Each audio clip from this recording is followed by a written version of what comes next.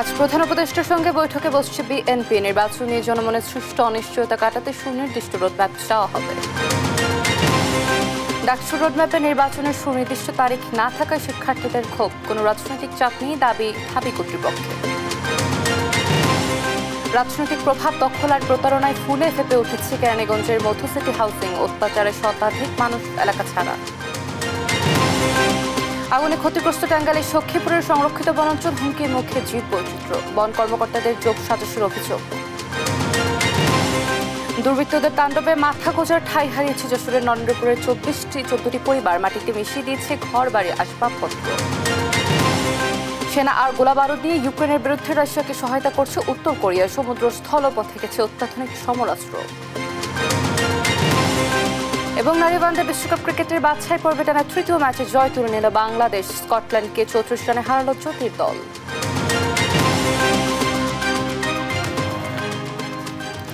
দেখছিলেন সুনামগুলো সংবাদ সকালে, আপনাদের সঙ্গে রয়েছি আমি অতসী সেন।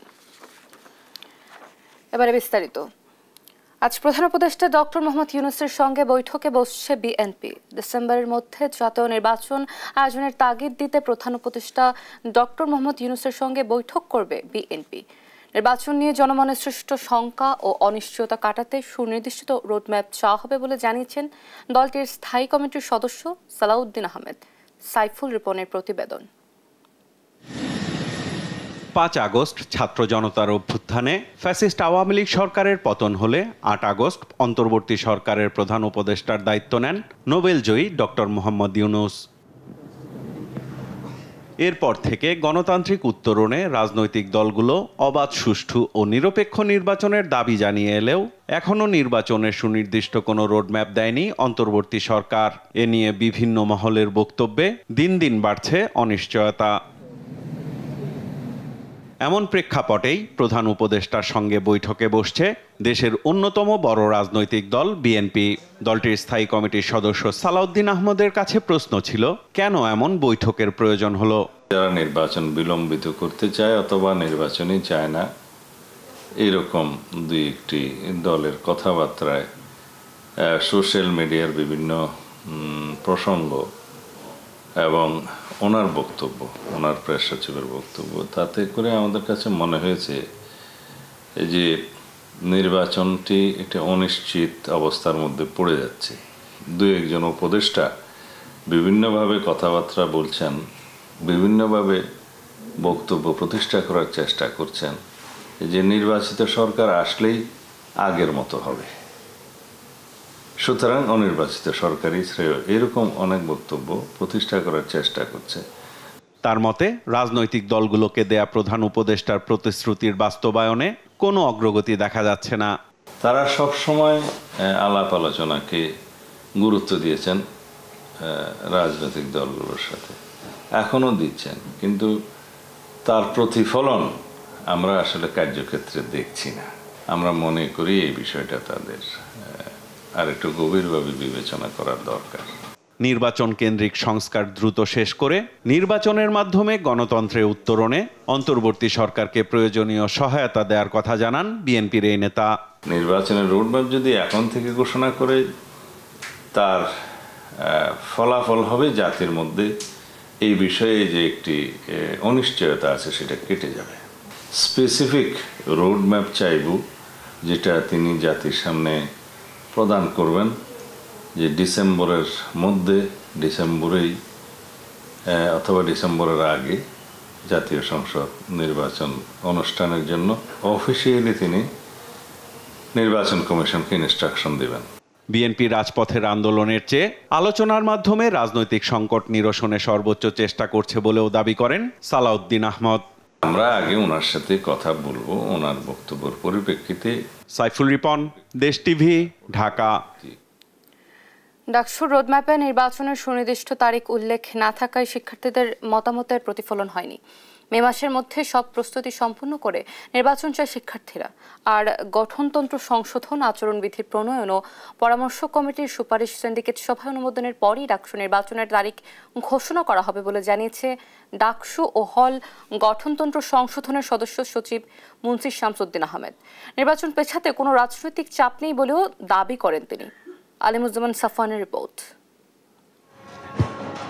ঢাকা বিশ্ববিদ্যালয় কেন্দ্রীয় ছাত্র সংসদ ডাকসু শতবর্ষ পুরনো বিশ্ববিদ্যালয়ের এই ছাত্র সংগঠন কাজ করে শিক্ষার্থীদের অধিকার আদায়ে। প্রতিষ্ঠার পর থেকে শিক্ষার্থীদের প্রতিনিধিত্ব করার পাশাপাশি ভূমিকা রেখেছে 52 ভাষা আন্দোলন, 66-র 6 দফা ও 71-এর স্বাধীনতা সংগ্রাম সহ বাংলাদেশের যে কোনো ক্রান্তি লগ্নে।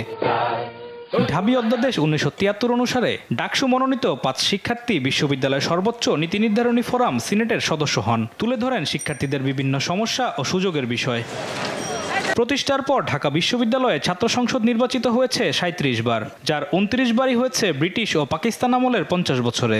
স্বাধীনতার 53 বছরে মাত্র 8 বার ভোট দেখেছে ঢাকা বিশ্ববিদ্যালয়। সর্বশেষ 2019 সালের নির্বাচনের পর নানা রাজনৈতিক সমীকরণে থমকে আছে ডাকসু নির্বাচন। তাই 5 আগস্ট পরবর্তী অন্তর্বর্তীকালীন সরকারের কাছে শিক্ষার্থীদের অন্যতম চাওয়া ছিল ডাকসু নির্বাচন। এরই ধারাবাহিকতায় নির্বাচনের সময়রেখা ঘোষণা করেছে বিশ্ববিদ্যালয় প্রশাসন। টাইমলাইন অনুযায়ী এবছর মে মাসের শুরুর দিকে নির্বাচন কমিশন গঠন ও মাঝামাঝিতে ভোটার তালিকা চূড়ান্ত করার সিদ্ধান্ত জানানো হয়েছে।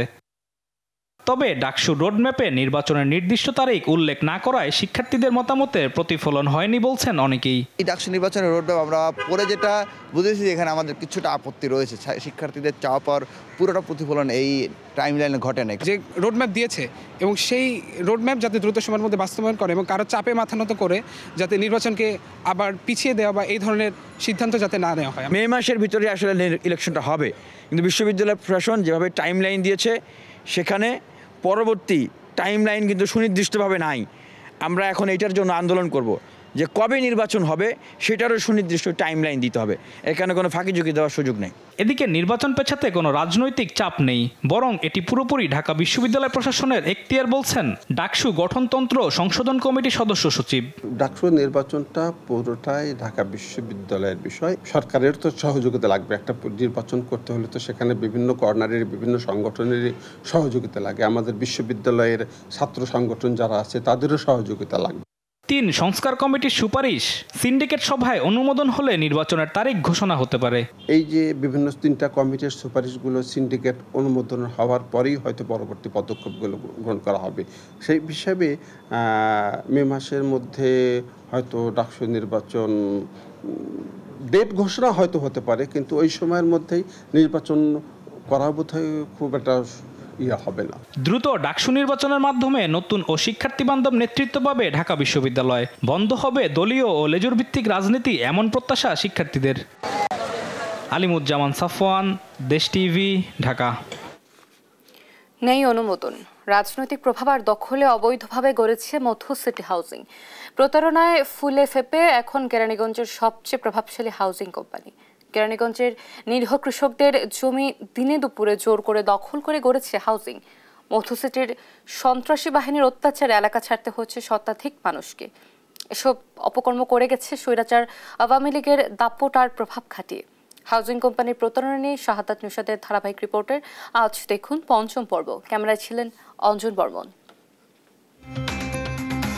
কেরানীগঞ্জ উপজেলার তারানগর, কলাতিয়া, রোহিতপুর ও শাক্তা সহ বিভিন্ন এলাকায় ফসলি জমি দখল করে আবাসন প্রকল্প করেছে মধু সিটি।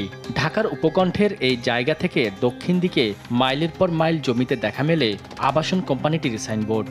আকর্ষণীয় বিজ্ঞাপন দিয়ে বিক্রি হচ্ছে এসব জমি। জায়গা বেঁধে প্রতি কাঠার দাম 15 থেকে 70 লক্ষ টাকা পর্যন্ত। তবে অবাক করা বিষয় হচ্ছে অধিকাংশ জমির বৈধ মালিকানা নেই মধু সিটির। মূলত পতিত স্বৈরাচার সরকারের প্রভাবে এবং নিজেদের ক্ষমতা কাজে লাগিয়ে নিরীহ মানুষের জমি দখল করেছিল মধু সিটি নামে বেসরকারি এই আবাসন প্রতিষ্ঠান। তারা আমাদেরকে বলার এখতিয়ারও রাখে নাই যে আমরা যে মালিক, এই গুরুত্বটাও দেয় নাই, তারা বরাদ করে ফেলছে। কামরুল ইসলাম, বিপু সাহেব আর শাহিন উপজেলা চেয়ারম্যান, এরা আওয়ামী লীগের নামদারি আর কি। আর এলাকায় যারা সন্ত্রাসী, এদের একটা গ্রুপ আছে, এরা লাঠি সোটা রান্দা টান্দা একটা গ্রুপ মোটরসাইকেল নিয়ে চলে। যারা নিরহ লোক তাদের উপর আক্রমণ করে ভয়ভীতি দেখায়, এরকমও কাটাছেড়াও করছে, অনেকে মারছে, অনেকে এলাকা ছাড়া করছে, এরকম আছে। ফসলি জমি থেকে শুরু করে পারিবারিক জমি কোনোটাই বাদ যায়নি মধু সিটির দখল থেকে। দিনে দুপুরেই অন্যের জায়গায় বালু ভরাট করে নিয়ে নেন নিজ আয়ত্তে। আর জমির প্রকৃত মালিক প্রতিবাদ করতে গেলেই ঠুকে দেন মামলা। টর্চার করছি এরকম অপবাদ আমাদেরকে দিচ্ছে, হ্যাঁ, দিয়ে আবার কিছু দিচ্ছে আমাদের নামে। কিছু কিছু জমি ওরা আমাদের না জানেই ভরাট করে ফেলছে, তো সেটা বাধা দিতে যাওয়ার কারণে আমার বড় ভাইদের তারা হামলা করেছে, মিথ্যা মামলা দিয়ে তাদেরকে হেনস্থ করেছে। আওয়ামী লীগের দাপট দেখিয়ে নিজস্ব বাহিনী দিয়ে অস্ত্র ঠেকিয়ে জমি দখল নিয়েছেন এমন ইতিহাসও রয়েছে মধুসিটির বিরুদ্ধে, যে প্রভাব এখনো চলমান মধুসিটির। যখনই দেখি রাতের আধারে বালি দিয়ে ভরে ফেলেছে আমাদের এলাকা, আমাদের জমি যাওয়া, তখন আমরা প্রতিবাদ করি। প্রতিবাদ করার পরে আমাদের উপর তাদের পেটুয়া বাহিনী এবং মোটরসাইকেল বাহিনী আমাদের উপরে ঝাঁপায় পড়ে এবং এতে আমরা দূরে সরে যাই, জানে আমাদের করার কিছু নাই। পরিবেশ অধিদপ্তর থেকে শুরু করে জেলা প্রশাসন কোনোটারই অনুমোদন নেই এই অবৈধ হাউজিং কোম্পানিটির। শুধুমাত্র রাজনৈতিক আশ্রয়ে মধুসিটির কালো হাত থেকে রক্ষা পায়নি খালবিল ও সরকারি খাস জমি। 2019 সালে বুড়িগঙ্গার নদী দখল করে গড়ে ওঠা মধুসিটির কালো হাত থেকে 100 একর জমি উদ্ধার করেছিল বিআইডব্লিউটিএ, যেখানে নদী দখল করে প্লট বানিয়ে বিক্রিও করেছিল এই হাউজিং। গেল বছরে মার্চে মধুসিটিতে অবৈধ স্থাপনা উচ্ছেদ অভিযান চালিয়েছিল রাজধানী উন্নয়ন কর্তৃপক্ষ। কিন্তু চোরে না শোনে ধর্মের কাহিনী। পতিত স্বৈরাচার সরকার পালালেও আওয়ামী দাপটে প্রভাব বিস্তার করা মধুসিটির প্রভাব রয়ে গেছে এখনো। অনুমোদনহীন হাউজিংয়ের আড়ালে দখল করা সরকারি খাস জমি থেকে ভুক্তভোগীদের জমি কোনোটাই উদ্ধার করা সম্ভব হয়নি, বরং আগের প্রভাবেই প্রকাশ্যে চলছে এই হাউজিং। সাদাত নিশাদ, দেশ টিভি, ঢাকা। 2026 সালে এলডিসি থেকে উত্তরণ ঘটবে বাংলাদেশের। পেছনে ফেরার কোনো পথ খোলা নেই বলে জানিয়েছেন প্রধান উপদেষ্টার বিশেষ সহকারী ডক্টর আনিসুজ্জামান চৌধুরী। জানান, উত্তরণের পর প্রধান চ্যালেঞ্জ হবে সুশাসন নিশ্চিত করা। এরই মধ্যে এলডিসি উত্তরণে একটি উচ্চ পর্যায়ের কমিটি করা হয়েছে, যার তত্ত্বাবধানে আছেন প্রধান উপদেষ্টা ডক্টর মোহাম্মদ ইউনূস। আরও জানাচ্ছেন জান্নাতুল মোহনা। 2018 সালে স্বল্পোন্নত দেশ থেকে উন্নয়নশীল দেশে উন্নীত হতে যোগ্যতা অর্জন করে বাংলাদেশ।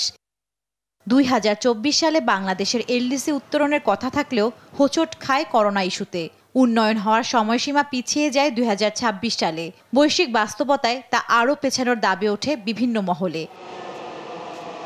এমন বাস্তবতায় এলডিসি উত্তরণ নিয়ে মঙ্গলবার প্রধান উপদেষ্টা ডক্টর মোহাম্মদ ইউনূসের নেতৃত্বে বৈঠক করে অন্তর্বর্তী সরকার। পরে ফরেন সার্ভিস একাডেমিতে সংবাদ সম্মেলনে সিদ্ধান্ত জানান প্রধান উপদেষ্টার বিশেষ সহকারী ডক্টর আনিসুজ্জামান চৌধুরী। জানান, নির্ধারিত 2026 সালে এলডিসি উত্তরণ পেছানোর দাবি অবান্তর। পেছানো যায় কিনা এটার এই প্রশ্নটা অবান্তর। 21 সাল থেকে আমরা অলরেডি 5 বছর, আমরা আর একটা বছর বাকি আছে। এখন এখান থেকে আপনি টার্ন ব্যাক করা, আপনার এটা ইজ নট মানে আপনার রিস্কলেস, যে আপনার সেফলি আপনি চলে আসবেন। সেখানেও আমাকে তাহলে সেফটির ইস্যুগুলি আসবে। তা আমি সেফটির ইস্যু যদি সামনে গিয়ে যাইতে পারি, নিতে পারি, আমি ব্যাক করবো কেন? জানান, সম্ভাব্য ঝুঁকি ও চ্যালেঞ্জ এরই মধ্যে চিহ্নিত করা হয়েছে, যা মনিটরিং করবে উচ্চ পর্যায়ের কমিটি। এছাড়া দেশের ব্যবসা বাণিজ্য সম্প্রসারণে ট্রেড নেগোসিয়েশন বডি গঠন করা হবে। সম্ভাব্য দুর্যোগ যেগুলো হতে পারে সেগুলো আমরা লিস্টেড করেছি, আমরা সেভাবে প্রিপারেশন থাকবো ইনশাল্লাহ। তো সেইটাই, এবং আমরা একটা উচ্চ পর্যায়ে কমিটি হচ্ছে, সেই কমিটি সার্বক্ষণিকভাবে এটাকে মনিটর করবে। ট্রেড নেগোসিয়েশন করার জন্য যে ধরনের দক্ষ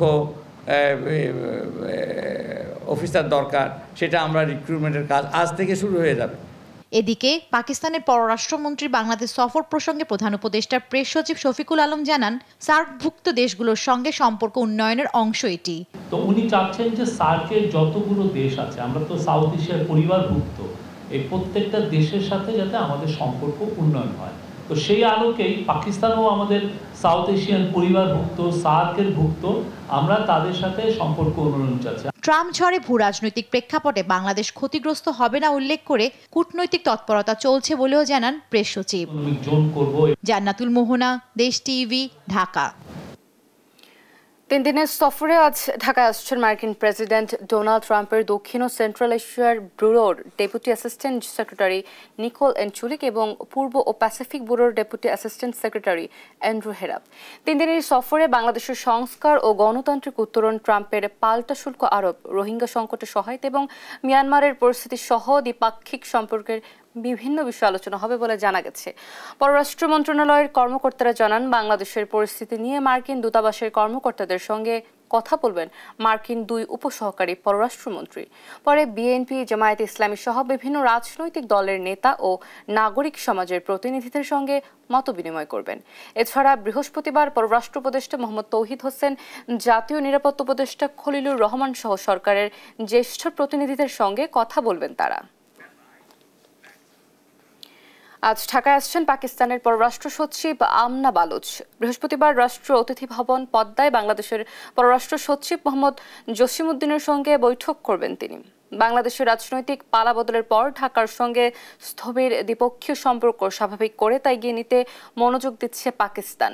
দুদেশের মধ্যে ব্যবসা বাণিজ্য সহ সহযোগিতার নানা ক্ষেত্রে একটি ইতিবাচক ও গঠনমূলক সম্পর্ক চায় বাংলাদেশ।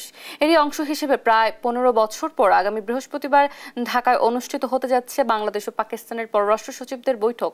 ওই বৈঠকে অংশ নিতে আজ ঢাকায় আসছেন পাকিস্তানের পররাষ্ট্র সচিব আমনা বালুচ। গাইবান্ধা 2 আসনের সাবেক সংসদ সদস্য ও জেলা আওয়ামী লীগের সাংগঠনিক সম্পাদক শাহসারার কবিরকে গ্রেপ্তার করেছে পুলিশ। মঙ্গলবার রাত 9টার দিকে দিনাজপুর শহরের ঈদগাহ আবাসিক এলাকার বড় বোনের বাসা থেকে তাকে গ্রেপ্তার করা হয়। গেল 3 মার্চ থেকে কবির বড় বোনের বাড়িতে আত্মগোপনে ছিলেন। পুলিশ জানায়, গত 5 আগস্ট পরবর্তী সময়ে এই সংসদ সদস্যের বিরুদ্ধে গাইবান্ধা সদর থানায় হত্যা মামলা সহ 2টি মামলা দায়ের করা হয়।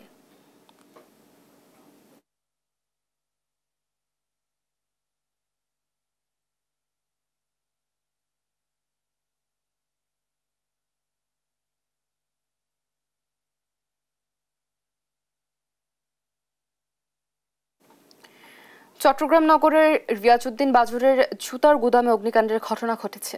মঙ্গলবার রাতে তামাকুন্ডি লেনের রহমান ম্যানশন নামের বিপণী কেন্দ্রের জুতার গুদামে এ অগ্নিকাণ্ডের সূত্রপাত হয়। মুহূর্তেই পুরো এলাকা ধোঁয়ায় আচ্ছন্ন হয়ে পড়ে। ফায়ার সার্ভিস জানায়, রাত 8:20 আগুন লাগার সংবাদ পায়। এরপর ফায়ার সার্ভিসের 5টি ইউনিট আগুন নেভাতে কাজ করে। রাত 10:15টার দিকে আগুন নিয়ন্ত্রণে আসে। ক্ষয়ক্ষতির পরিমাণ এখনো জানা যায়নি।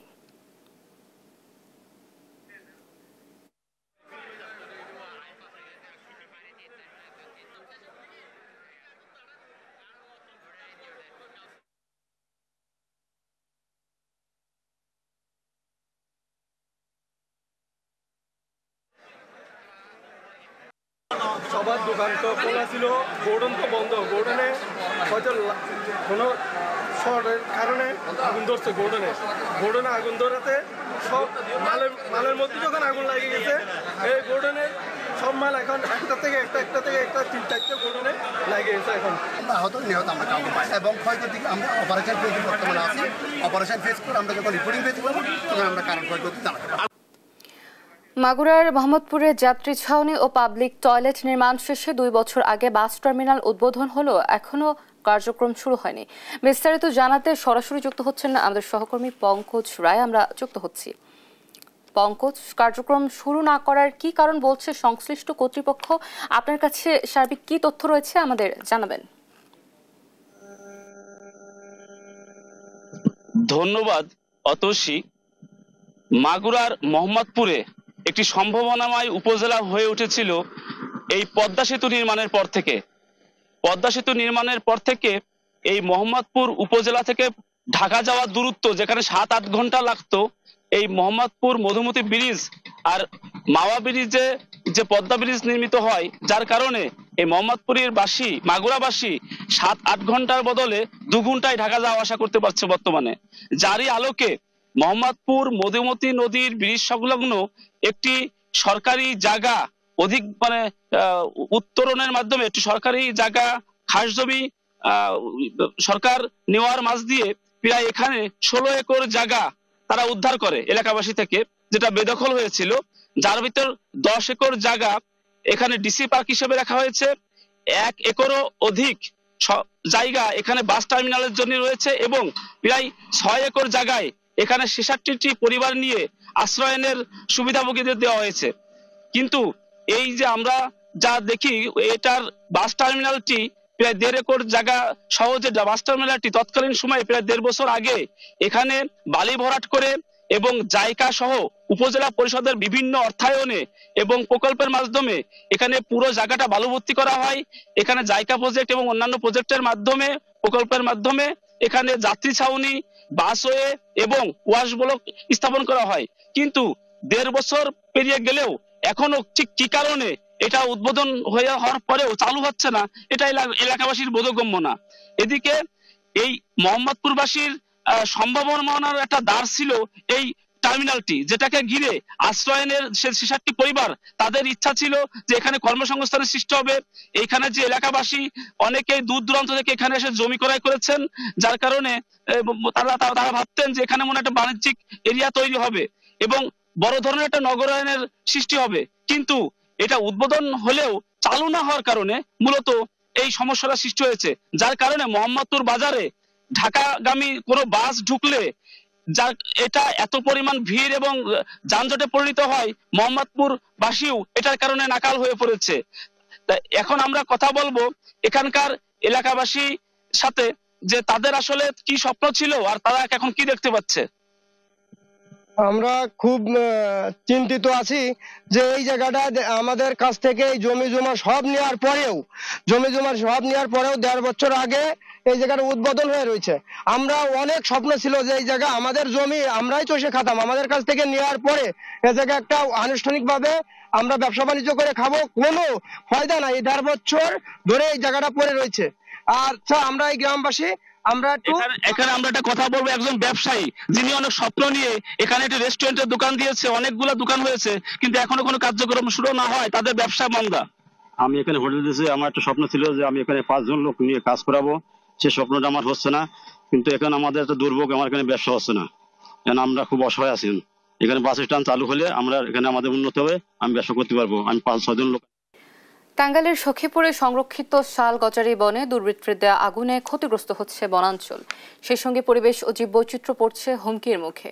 আগুন নির্বাপন এবং সরকারিভাবে কার্যকর কোনো ব্যবস্থা গ্রহণ না করায় বারবার আগুনের ঘটনা ঘটছে। স্থানীয়দের অভিযোগ, বন কর্মকর্তাদের যোগসাজশে বনে আগুন দেওয়া হচ্ছে। সহকর্মী অভিজিৎ ঘোষের রিপোর্ট, জানাচ্ছেন সালমা জাহান। এভাবে পড়ছে টাঙ্গাইলের মধুপুর, ঘাটাইল ও সখীপুর বনাঞ্চল। দুর্বৃত্তের দেয়া আগুনে দিনে দুপুরে বনাঞ্চলের গাছপালা পুড়লেও নেভানোর উদ্যোগ নেই কর্তৃপক্ষের। মির্জাপুর বাসতল রেঞ্জের মুসারচালা কটামরা বনাঞ্চলের একই চিত্র বলে দিচ্ছে বন পুরানোর কারণ। সখীপুরে প্রায় 2200 একর জমিতে শাল গজারি সংরক্ষিত বন। এর মধ্যে 1780 একর বনভূমিতে টেকসই বন ও জীবিকা প্রকল্পের আওতায় প্রায় 10,80,000 ফলদ এবং ঔষধি গাছের চারা রোপণ করা হয়েছে। তবে আগুনে প্রকল্পের গাছসহ পুড়ে ছাই হচ্ছে ছোট ছোট শাল গজারির চারা।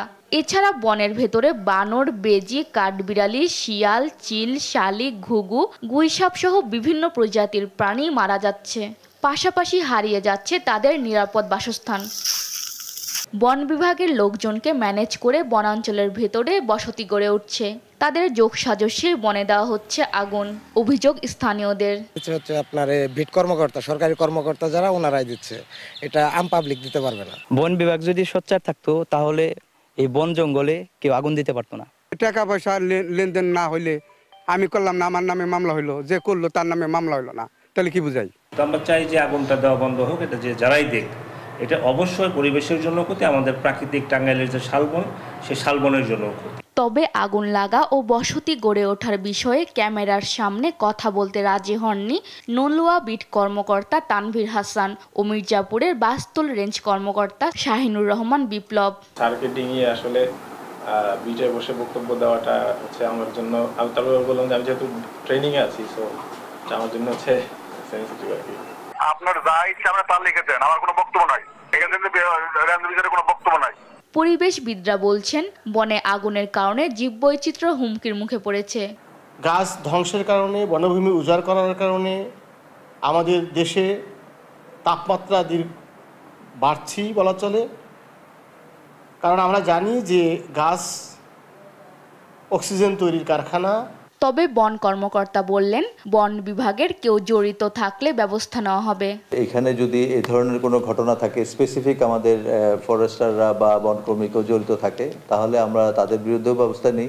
টাঙ্গাইলে ৫৮,৭৭৪ একর বনভূমি বেদখল হওয়ার পর বিগত ৭ বছরে উদ্ধার করা হয়েছে ২১,০০০ একর বনভূমি। নিউজ ডেস্ক, দেশ টিভি। দুর্বৃত্তদের নারকীয় তাণ্ডবে মাথা গোজার শেষ ঠাঁইটুকু হারিয়েছে যশোর সদরের নরেন্দ্রপুর ইউনিয়নের ১৪টি উদ্বাস্তু পরিবার। ১ বিঘা জমি জোরপূর্বক দখল করতে মাটির সঙ্গে মিশিয়ে দিয়েছে পরিবারগুলোর ঘরবাড়ির আসবাবপত্র। মারধর করা হয়েছে নারী ও শিশুদের। সবকিছু হারিয়ে এখন দিশেহারা পরিবারগুলোর অর্ধশত মানুষ। ভুক্তভোগীর অভিযোগ, যশোরের স্থানীয় এক জামায়াত নেতার নেতৃত্বে এই নারকীয় তাণ্ডব চালানো হয়। সহকর্মী সালাউদ্দিন সাগরের রিপোর্ট, জানাচ্ছেন টুম্পা আফরোজ। যশোরের নরেন্দ্রপুর ইউনিয়নের খাপাড়া। গেল ১৩ এপ্রিল সকাল ৮টার একটু আগেও এই ধ্বংসস্তূপে ছিল শিশুদের কোলাহল, মায়ের স্নেহ, বাবার দরদ মাখা শাসন আর জীবিকার তাগিদের তাড়া। রোজকার মতো সেদিনও ঘটেছিল তাই।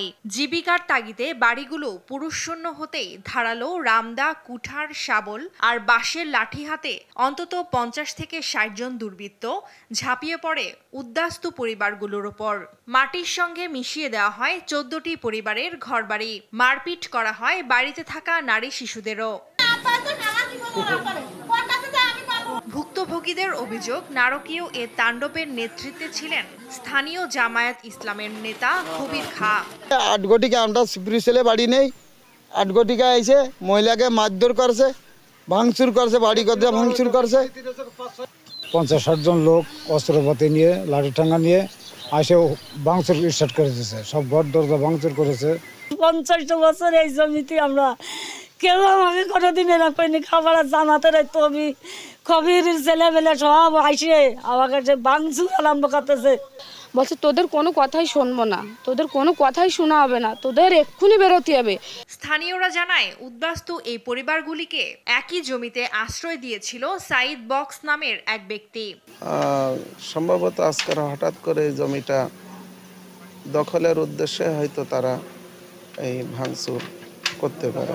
এদিকে ঘটনার ২ দিন পর ১৫ এপ্রিল সরেজমিনে ঘটনাস্থল পরিদর্শনে গিয়ে জেলা বিএনপির নেতৃবৃন্দ এটাকে নারকীয় তাণ্ডব বলে অভিহিত করেন। এটা তো একটা নারকীয় একটা ধ্বংসযজ্ঞ, আপনারা নিজেরাও প্রত্যক্ষ করছেন। হ্যাঁ, যারা ক্ষতিগ্রস্ত, যারা ভুক্তভোগী, সুস্পষ্টভাবে তারা জামাত ইসলামীর দিকে আঙুল তুলছে। পুলিশের পক্ষ থেকে প্রয়োজনীয় ব্যবস্থা নেওয়ার আশ্বাস দেওয়া হয়েছে। একটা মামলা প্রক্রিয়াধীন চলছে, আমরা আইনসঙ্গত ব্যবস্থা গ্রহণের জন্য তৎপর রয়েছি। ঘটনাস্থলে ওইখানে আমরা কাউকে আটক করতে পারিনি, আমরা যাওয়ার পরেই সবাই এদিক সেদিক চলে যায়। অর্ধ শতাব্দীরও বেশি সময় ধরে এই মাটিতে এই উদ্বাস্তুদের বসবাস। এতটা সময় পেরিয়ে তৃতীয় প্রজন্ম দেখলো এমন নৃশংসতা। নিউজ ডেস্ক, দেশ টিভি। জয়পুরহাটের আক্কেলপুরে একটি এজেন্ট ব্যাংকিং শাখা থেকে প্রায় ৩ কোটি টাকা আত্মসাৎ করেছেন ব্যাংকের ক্যাশিয়ার মাসুদ রানা সহ শাখা সংশ্লিষ্টরা।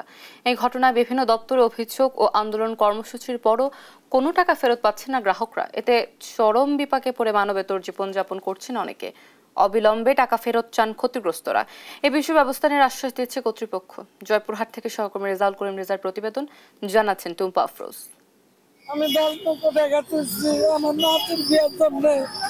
বৃদ্ধা আসমা বেগম ১০ লাখ টাকা নাতনির বিয়ের জন্য আক্কেলপুর ইসলামী ব্যাংক এজেন্ট ব্যাংকিং শাখায় আমানত রেখেছিলেন।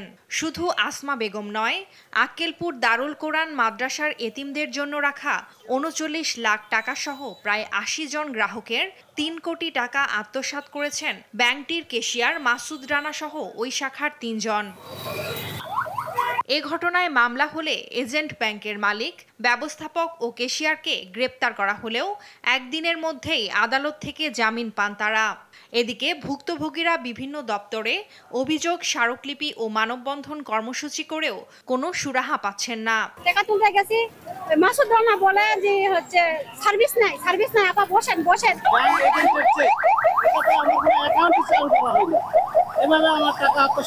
উস্তাদদের বেতন কর্মচারীদের বেতন, ছাত্রদের এতিম, অসহায় শিশুদের খাবারের টাকা সেখানে জমা ছিল।